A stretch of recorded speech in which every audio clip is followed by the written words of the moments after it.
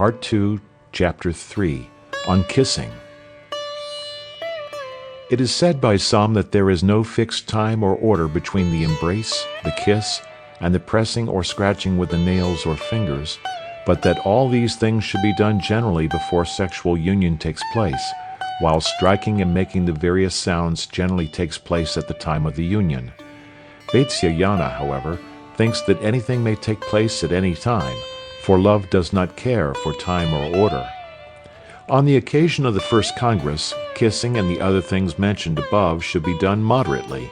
They should not be continued for a long time, and should be done alternately. On subsequent occasions, however, the reverse of all this may take place, and moderation will not be necessary. They may continue for a long time, and for the purpose of kindling love, they may all be done at the same time. The following are the places for kissing, that is, the forehead, the eyes, the cheeks, the throat, the bosom, the breasts, the lips, and the interior of the mouth. Moreover, the people of the Lat country kiss also on the following places: the joints of the thighs, the arms, and the navel.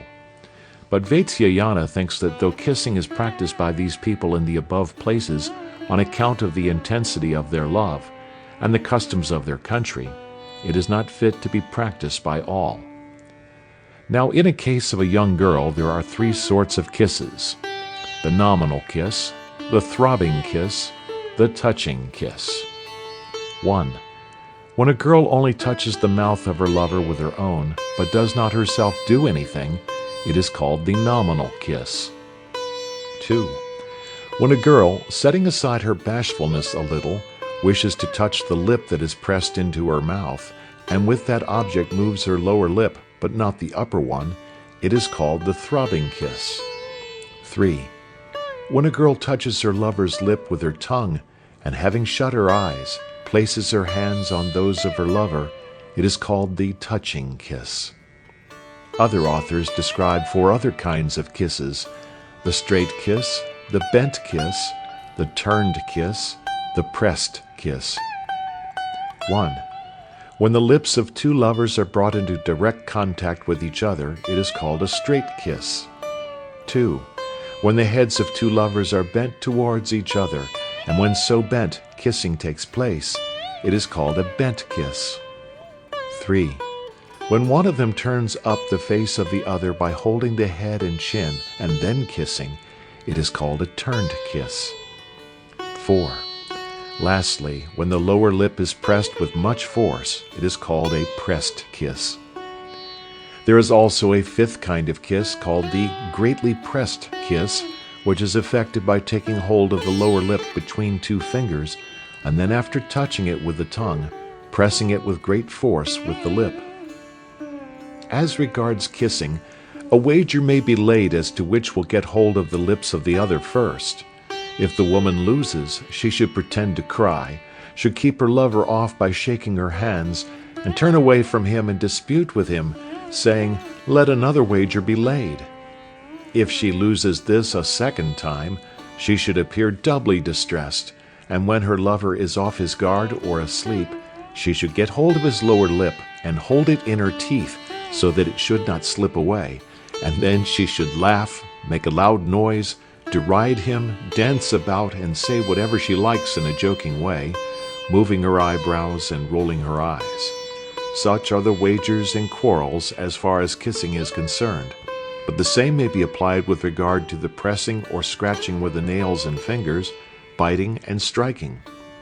All these, however, are only peculiar to men and women of intense passion. When a man kisses the upper lip of a woman, while she in return kisses his lower lip, it is called the kiss of the upper lip. When one of them takes both the lips of the other between his or her own, it is called a clasping kiss. A woman, however, only takes this kind of kiss from a man who has no mustache. And on the occasion of this kiss, if one of them touches the teeth, the tongue, and the palate of the other with his or her tongue, it is called the fighting of the tongue. In the same way, the pressing of the teeth of the one against the mouth of the other is to be practiced.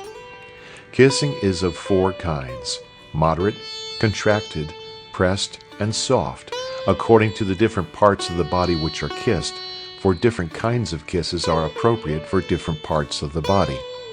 When a woman looks at the face of her lover while he is asleep and kisses it to show her intention or desire, it is called a kiss that kindles love. When a woman kisses her lover while he is engaged in business, or while he is quarreling with her, or while he is looking at something else, so that his mind may be turned away, it is called a kiss that turns away. When a lover coming home late at night kisses his beloved, who is asleep or in bed, in order to show her his desire, it is called a kiss that awakens. On such an occasion, the woman may pretend to be asleep at the time of her lover's arrival, so that she may know his intention and obtain respect from him. When a person kisses the reflection of the person he loves in a mirror, in water, or on a wall, it is called a kiss showing the intention. When a person kisses a child sitting on his lap, or a picture, or an image, or figure, in the presence of the person beloved by him, it is called a transferred kiss. When at night at a theater, or in an assembly of caste men, a man coming up to a woman kisses a finger of her hand if she be standing, or a toe of her foot if she be sitting, or when a woman is shampooing her lover's body, places her face on his thigh as if she was sleepy, so as to inflame his passion, and kisses his thigh or great toe, it is called a demonstrative kiss. There is also a verse on the subject as follows: "Whatever things may be done by one of the lovers to the other, the same should be returned by the other. That is, if the woman kisses him, he should kiss her in return. If she strikes him, he should also strike her in return."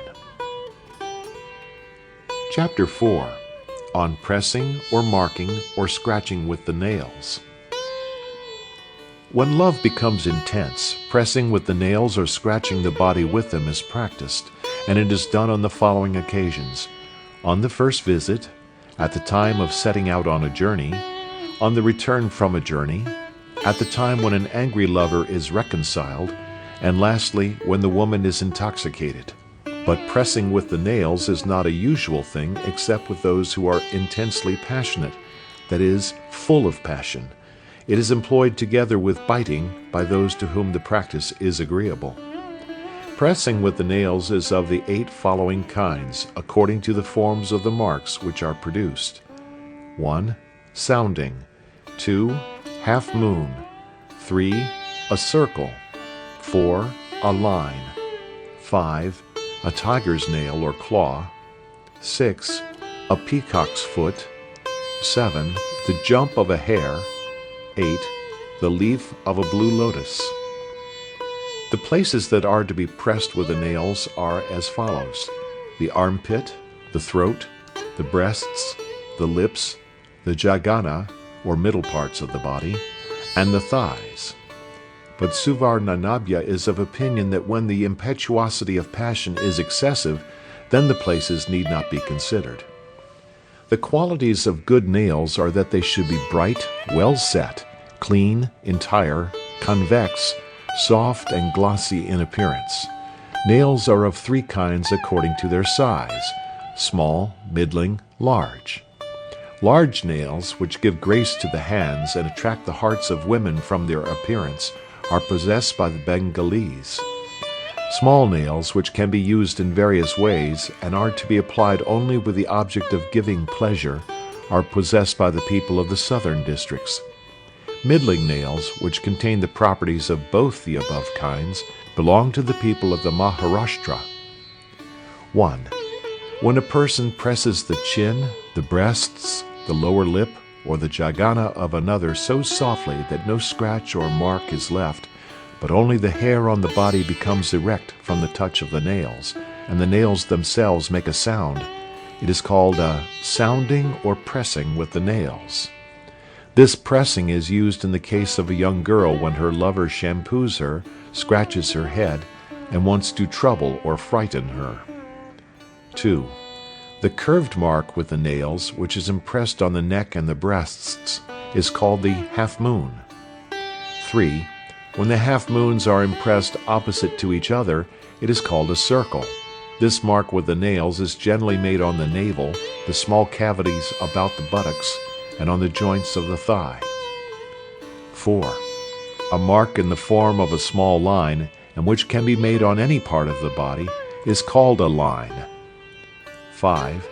This same line, when it is curved and made on the breast, is called a tiger's nail. 6. When a curved mark is made on the breast by means of the 5 nails, it is called a peacock's foot. This mark is made with the object of being praised, for it requires a great deal of skill to make it properly. 7. When 5 marks with the nails are made close to one another near the nipple of the breast, it is called the jump of a hare. 8. A mark made on the breast or on the hips in the form of a leaf of the blue lotus is called the leaf of a blue lotus. When a person is going on a journey and makes a mark on the thighs or on the breast, it is called a token of remembrance. On such an occasion, 3 or 4 lines are impressed close to one another with the nails. Here ends the marking with the nails. Marks of other kinds than the above may also be made with the nails, for the ancient authors say that as there are innumerable degrees of skill among men, the practice of this art being known to all, so there are innumerable ways of making these marks. And as pressing or marking with the nails is independent of love, no one can say with certainty how many different kinds of marks with the nails do actually exist. The reason of this is, Vatsyayana says, that as variety is necessary in love, so love is to be produced by means of variety. It is on this account that courtesans, who are well acquainted with various ways and means, become so desirable. For if variety is sought in all the arts and amusements, such as archery and others, how much more should it be sought after in the present case? The marks of the nails should not be made on married women, but particular kinds of marks may be made on their private parts for the remembrance and increase of love. There are also some verses on the subject as follows. The love of a woman who sees the marks of nails on the private parts of her body, even though they are old and almost worn out, becomes again fresh and new. If there be no marks of nails to remind a person of the passages of love, then love is lessened in the same way as when no union takes place for a long time. Even when a stranger sees at a distance a young woman with the marks of nails on her breast, he is filled with love and respect for her. Footnote: From this it would appear that in ancient times the breasts of women were not covered, and this is seen in the painting of the Ajunta and other caves, where we find that the breasts of even royal ladies and others are exposed. End of footnote. A man, also, who carries the marks of nails and teeth on some parts of his body, influences the mind of a woman, even though it be ever so firm. In short, nothing tends to increase love so much as the effects of marking with the nails and biting. End of chapter 4.